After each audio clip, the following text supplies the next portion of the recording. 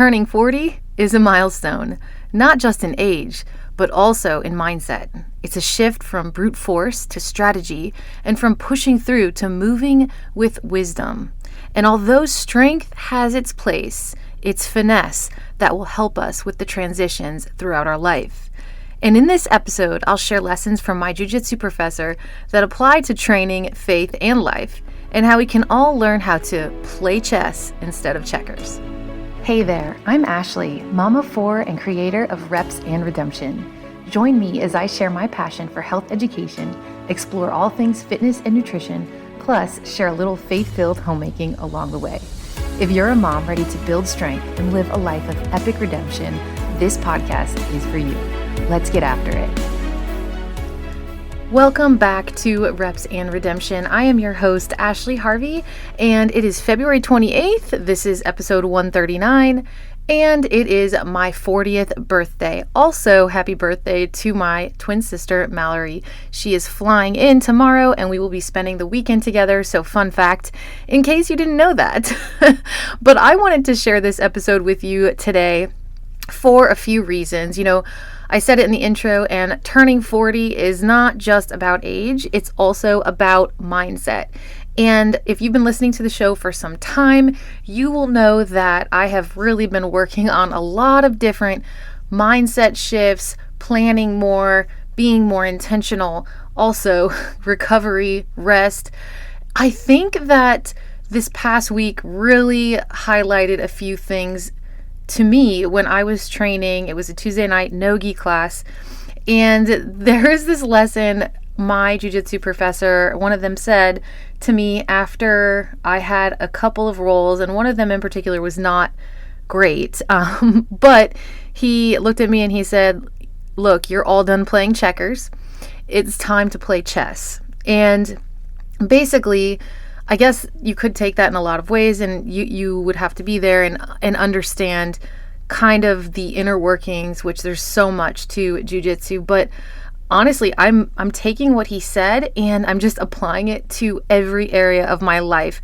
Now, some people at my gym tease me about going way too deep with things, but I do think certain things have its place, and I think this episode really might encourage you. So, what does that mean to just be all done playing checkers and starting to play chess now? I think it means different things for our training, our fitness, our faith, and our motherhood. So, I can dive in, but I want to make 3 key points, and I will cite some research and also some biblical foundations in this. And shout out to Paul, because this is where the episode idea really came into being. But I do think that there's a lot in this sentence to really take to heart. So let's start with key lesson number 1, and that is train smarter, not harder. So basically what I think, just starting to play chess and getting really in depth with your training, and stop basically messing around with trying a bunch of different things and only doing them for a couple days or a couple of weeks and then jumping on a different bandwagon. I think that in my 20s and 30s, I really relied on sheer willpower, and especially in my teens when I started lifting weights and working out.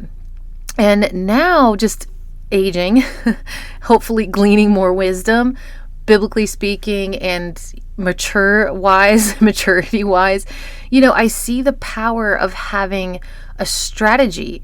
And fitness isn't about how much we train, really, at this point in life, in our late 30s and 40s. It really isn't. And I think it's in how we train.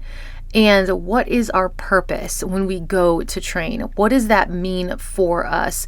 And sometimes we see these things online, like we all have the same 24 hours, we all XYZ. But the truth is, your life is completely different than mine, and mine than hers. And it really is not just based on willpower anymore, because we might have the will, but it might be in certain seasons that we're in difficult to find a way. So having a strategy honestly makes that way more, I guess you could say, applicable and possible. Another way of looking at this when, we're strength training, what should we focus on more for longevity, joint health, mobility, recovery? Science backs this up because strength training reduces muscle loss and osteoporosis risk. Cardio improves heart health and brain function. And then functional movement, like I was just talking about jiu-jitsu, lifting, body weight exercises, maybe doing HIIT workouts, this all helps with balance and injury prevention. So when it comes to going deeper in our training, not really trying to just add in a bunch of stuff just to say that we did it or check the box, which, hey, listen, I love productivity and I love checking out boxes, checking them off. But if we're going to train smarter and not harder, we want to have a strategy here, and we want to pick one or two focuses like longevity. For me right now, I would say it's longevity, but also I am focusing on building more muscle, and then with that, training like an athlete. Even though I'm not one, that's the next episode, but we'll talk about that one when we get there. So I do believe, after these really, I don't want to say challenging roles, but I just did some really nonsensical things in a couple of these roles that I had, tapped when I didn't really need to. And something else my professor said was there's always a way out, no matter what. You just don't know it yet.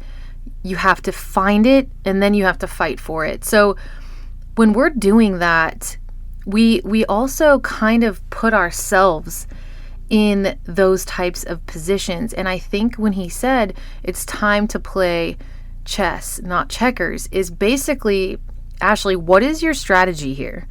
Why were you going in head on, strength for strength against a guy where this is his game, he's going to use this and this against you? You need to aim, you need to go for angles. You need to find the holes. You need to back out when it's not advantageous for you to pass his guard. That means pass his legs. If you want to get technical with it, you need to pass the feet first, then the knees, and then the hips, clearing the hip line to pass the guard, and basically the lower half of your opponent's body. And honestly, it's just been mind-blowing to kind of think on this for a while, and I do greatly appreciate it, and I could keep going on that, but key lesson number 1 is train smarter, not harder. Key lesson number 2, stop accepting bad positions. This is something that my professor, actually both of them, and then some other people that I've worked with on the mats have said to me many times, but my professor that just said this, he was the one who just talked about playing chess and not checkers, and just stop accepting these positions like that's all there is. In jiu-jitsu, just because you're in a bad position, it doesn't mean you have to stay there. And I have a tendency to just kind of let people put me there, which I don't really understand that, because at 40, you would think.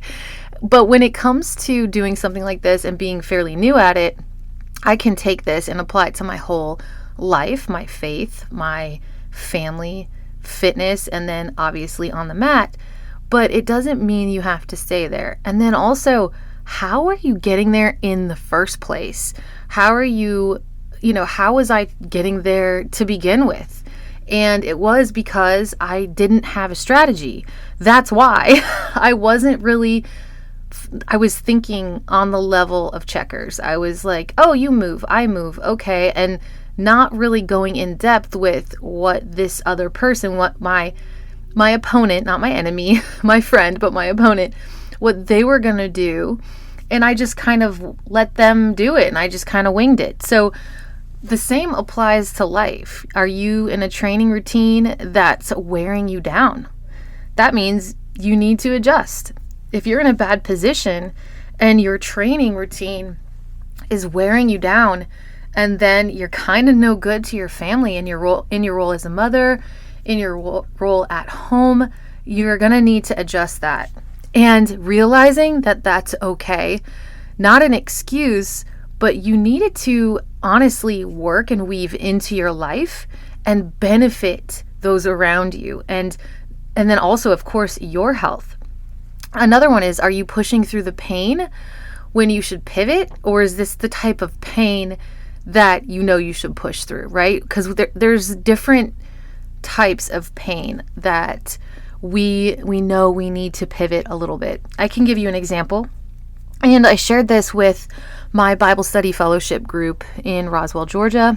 I love that group. It's Teresa Oakley's group. Thank you, Teresa. I hope your knee is healing. She just had knee replacement surgery and she is on the mend. So I told them, I shared with them that on Monday night, it's one of my favorite jiu-jitsu classes. It's gi. And if I go, the likelihood of me making it to Bible study fellowship with my children is highly unlikely if I train on Monday nights. And let me just explain. You've heard me talk about jiu-jitsu on the show and training. I love it. I would probably train 2 or 3 times a day if I wasn't a mom. And I would probably be, on the other end in another ditch somewhere trying to figure it out. But my point is, I do love it. It's something that I absolutely enjoy. I love gi night. Monday nights was one of my favorites for the last several months. But I think I was pushing through trying to make so many things happen. It's an intense class. It's 2+ hours. And then to get my family, meaning me, my 22-year-old, my 7-year-old, my 3-year-old, my 1-year-old, out the door by 8:15 a.m. the next morning when we homeschool. So we're not going at that time. I had to make a decision. And after talking with my husband, really doing some inner heart opening work and praying about it, I realized that I needed to bow out of Monday nights, at least for now, because getting my children and myself to an incredible biblical foundation teaching once a week, it's literally just once a week class. It's too important. It really is. And I would miss, and between missing it from me training Monday night and then kids being sick, we were missing it all the time. And it just wasn't, it was the type of pivot, and I was pushing through the pain of like my flesh wanting to train and I wanted to be there, but also realizing that I needed to put eternal priorities first. So that was just an example. So again, are you pushing through the pain, or is it something that, you need to listen to your body or your spiritual leading, whatever the Lord is leading you to adjust to that? Are you tolerating something in your life that you should surrender to God and move forward in? That could be almost anything in being in a bad position. You don't have to kind of like let people know if there's something, unless obviously it's your main household, but maybe it's time to move forward in something and not tolerate something that's bothering you, weighing you down. And this could be anything from a physical thing, or maybe your work environment, if you work outside the home, or maybe it's your gym environment that is really not bringing you much joy or peace, and you've just been tolerating it, and that's a bad position for you. So maybe you need to surrender that and move forward. Honestly, this could be even social media, which again is my own back and forth roller coaster. But Romans 12:2 says, "Do not be conformed to the pattern of this world, but be transformed by the renewing of your mind." So key lesson number 3, finesse over force. When we're younger, we rely on brute strength, don't we? But as we age, finesse wins. And I think that this is also in this very week when my professor said it's time to play chess. He told me also, man, he's just getting a lot of shout outs today. Strength is good and it has its place, but finesse is going to carry you through the 4, 5, 7 minute round. And that's what you should rely on for the most part. Nobody can push via strength that whole time. It would be physically exhausting. And if you compete and you have several matches, there's just no way you can do that. And I think that's one of the things we would do when we're younger. And I think even sometimes I still do that just because I lift weights and I feel strong. So in jiu-jitsu, strength does have its place sometimes, but angles, timing, precision, those things matter so much more, as well as your base, your foundation, your posture, maybe the posture of your heart, and the pressure. Are you keeping your opponent down? Are you being pressured? You need to find in fitness intentional recovery time and reprogramming to be able to perform at peak. And if we are constantly pushing, go, and grind and all of that, we're really going to burn ourselves out. A really good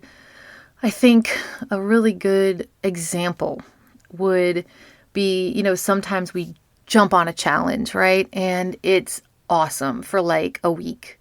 And then it kind of starts to fizzle out. Then we might get another burst of energy or feel a little motivated depending on where we are in our hormonal cycle. And then it fizzles out again. And then by the week 4, we're like totally ready to be done with it. We're like, okay, this is kicking my tail. And I've talked a lot about this on the show, that consistency is going to beat that type of effort every single time, because we have to be intentional at this point, at this stage in life.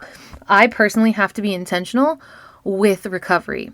And I want to have more finesse over just brute force, forcing some sort of something to happen, whether it's in the gym, whether it's during a roll with an opponent on the jiu-jitsu mats, and I'm just trying to force to pass their guard, and I'm not thinking about timing and angles and what do they like to do. And having a strategy and really utilizing finesse is going to be the sweet spot. So I want to have a closing encouragement for you and a call to action. So just a quick note, aging isn't something to fear. It's an opportunity to train smarter and live with wisdom. So we can shift from an intensity mindset to a longevity mindset. And if you've been listening to Reps and Redemption for a while, I do love intense workouts. I really enjoy intense training and jiu-jitsu classes that are intense. I truly do. I do believe they have their place.